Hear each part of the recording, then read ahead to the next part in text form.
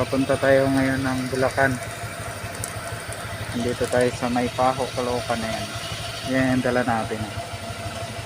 Yan, papunta nga na yan Bulacan. Dito ba yan? Outfit check muna tayo. Outfit check.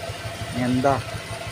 Ano lang to, 93 lang to. Binili natin sa ano, sa Shopee.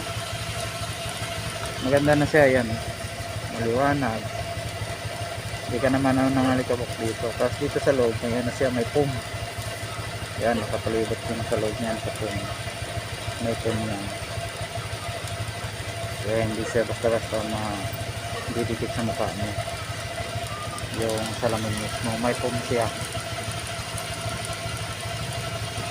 Okay, ang oras natin ay 11:30. Siguro mga may alaw na. Nandun na tayo sa Bulacan, sa may Pandi.